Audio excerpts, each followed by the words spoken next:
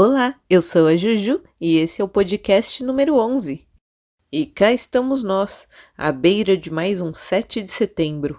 O pobre do Dom Pedro II deve estar se revirando no túmulo de ver que o seu Brasil varonil se tornou esse bostil macaquil. Sinceramente, que lugarzinho! Eu imagino que, em uma dimensão alternativa, esse país maravilhoso estivesse se preparando para um 7 de setembro incrível, com passeatas, balões, pessoas festejando e fogos de artifício. Realmente algo patriótico e que desse aquele quentinho no coração de, nossa, eu faço parte dessa nação, eu tenho orgulho disso. Mas, ao invés, o papo que eu escutei hoje foi como o pessoal vai fazer para dar um gato e sair um pouco mais cedo do trabalho, para descer para a praia para festejar, ou então fazer aquele churrascão na laje, buscando todo tipo de carne possíveis e impossíveis para poder beber um monte com seus engradados, música ruim e companhia duvidosa. Simplesmente nada de patriotismo, nada de orgulho, só mais daquele pão e circo que nós estamos acostumados nessa senzala a céu aberto chamada Bostil. É sério, eu quero crer que as coisas vão melhorar, mas tá difícil. O pessoal tá torcendo pela Deolane sair da prisão. É uma mulher que ela é advogada de bandido, que foi presa por lavagem de dinheiro, não só ela, como a mãe dela também, e também por incentivar o público dela, que já é paupérrimo, a apostar em jogos de tipo cassino online, o jogo do tigrinho. Pois é. É aí que eu me pergunto, como é que os brasileiros vão ter chance no meio de tanto bostileiro? Eu sou da opinião de que deveríamos ganhar pelos números, nos reproduzindo, cuidando de nossas crias, ensinando-elas em casa, para formarmos cidadãos de bens, que não sejam contaminados por esse jeitinho brasileiro e essa cultura nociva de todo bostileiro. Mas há quem diga que ter filho tá muito caro, exige muito, você tem que viajar, tem que viver, tem que fazer suas coisas, tem que ter o carro do ano, casa não sei o que, tem que ir para não sei qual país, tem que provar não sei qual restaurante e que tudo isso é muito difícil se você tiver mais que um filho. Que um filho já é muito caro, imagina 2 ou 3, misericórdia. Enquanto isso, o bostileiro tá lá, fazendo seus 4, 5, 6, 7 filhos de pais diferentes e sendo sustentados através de algum Bolsa Família. Ok, o ensino público é uma merda, mas nós deveríamos ensinar os nossos filhos em casa, educá-los em casa e então mandá-los para a escola e ensinarmos aquilo que é correto e, se for necessário, ensiná-los a mentir para os professores, para que eles tirem boas notas na escola, mas não sejam contaminados por essa cultura esquerdista que está destruindo o país. Eu digo isso de termos 2 ou 3 filhos e ensinarmos eles em casa a nossa cultura, que é uma boa cultura, em casa, tomando como exemplo os muçulmanos e, acreditem se quiser, os chineses ou os coreanos que vêm para cá, até mesmo os japoneses. E eu digo isso como estratégia de guerra mesmo, estratégia de combate, conquista. É um processo longo, é um processo demorado, mas que dá certo.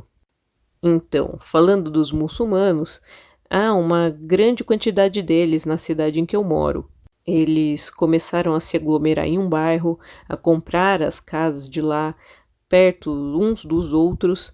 Eles falam a própria língua deles, eles não estão nem aí em falar o português, lasquem-se os brasileiros. Eles querem preservar a cultura deles, então eles têm muitos filhos, eles se juntam em bairros, aos poucos eles tomam espaço como escolas, e logo uma escola com a cultura muçulmana aparece, uma mesquita aparece, e assim você tem um bairro muçulmano no meio de uma cidade brasileira. E detalhe, quando você passa por lá eles te olham feio, hein? Porque você não está vestida de acordo. É uma situação muito desagradável, porém é o que eles fazem para proteger os dogmas deles, aquilo que eles acreditam.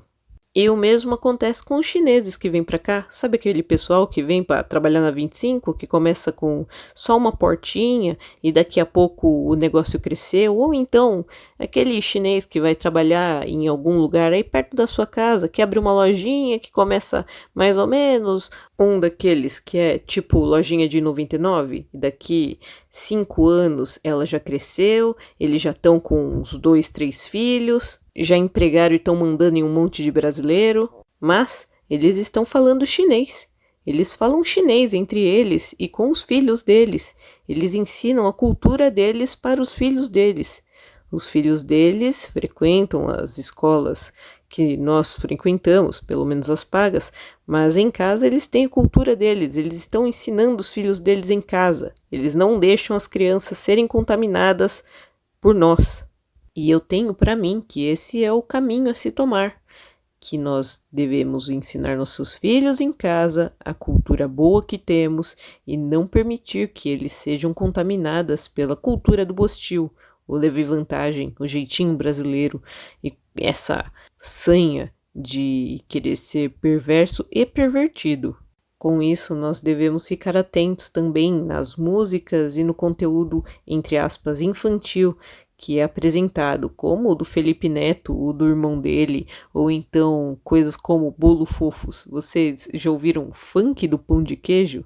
Pois é, isso daí é o início para o funk de verdade.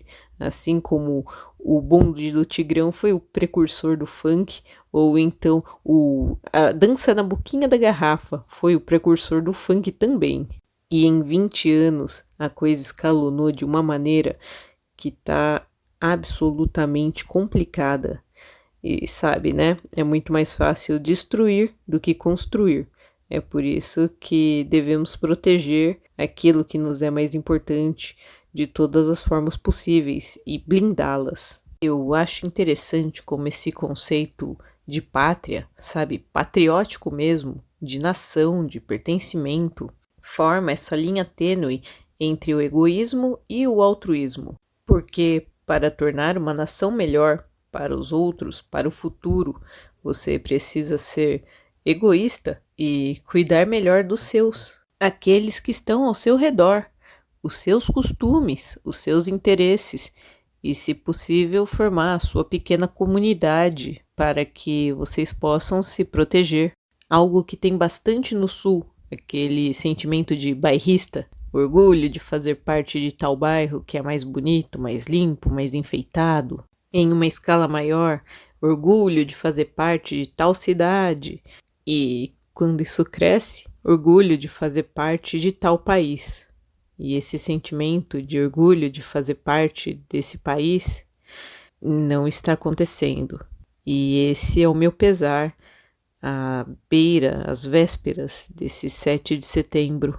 Uma data que para nós deveria ser tão forte, tão significativa, e está sendo tratada como só mais um feriado, só mais um ponto facultativo, só mais uma desculpa para queimar uma carne, beber cerveja ruim, escutar músicas horríveis e se cercar dessas pessoas que não te querem bem. Elas te querem bem, na verdade, mas elas não te querem tão bem quanto ela.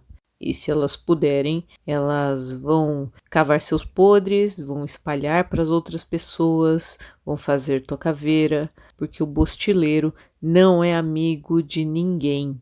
Então, você que está me ouvindo, se for jovem e caiu aqui de paraquedas, pensa em se aproximar de pessoas que têm bom comportamento, em pessoas que têm boa índole, em pessoas que querem evoluir. E corta da sua vida essas pessoas que são ruins. Às vezes elas são da minha família, às vezes é o meu irmão, às vezes é a minha mãe. Tudo bem? Então, se são pessoas assim, não fala para eles o que você tem para sua vida, o que você está planejando, faz tudo em silêncio. O bostileiro vai arrumar uma forma de acabar com a tua vida. Vai achar uma forma de te ridicularizar e tentar forçar você a entrar no meio deles e a fazer parte daquilo. Então, se forem pessoas que você não consegue cortar da sua vida e são pessoas que você ama, respira fundo, busque o bem delas, mas antes disso, busque o seu bem, o seu crescimento pessoal. Cerque-se de pessoas assim e crie a sua própria comunidade, pois se você encontra bons pares para andar junto, dificilmente vai cair em alguma tentação ou em alguma coisa ruim, pois os seus amigos estarão te alertando para não fazer determinada coisa que é prejudicial para você. Mas se você estiver se cercando de pessoas ruins, o que vai acontecer é que elas vão te incentivar a fazer aquelas coisas ruins, porque eles mesmos já fazem, ou então, quando eles fizerem, também não vão querer ser julgados. E dessa forma se dará início à tua degradação moral.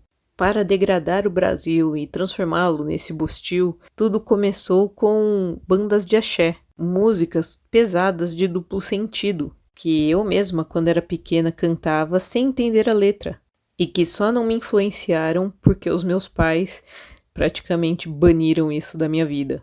Se você não tiver quem faça isso por você, você vai ter que se policiar, vai ter que prestar muita atenção para não baixar a guarda e se contaminar com isso. Dessa forma, quem sabe daqui uns 20 ou 30 anos nós não vamos reviver o Brasil, se não for tarde demais, já que somos praticamente colônia.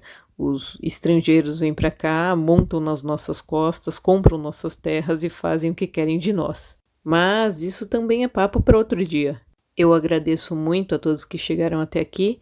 Gostaria que vocês deixassem um comentário falando o que acharam desse podcast. E, se possível, dar um joinha e se inscrever e ativar o sininho para mais notificações de meus vídeos. Obrigada por tudo. Feliz 7 de setembro. E tchau!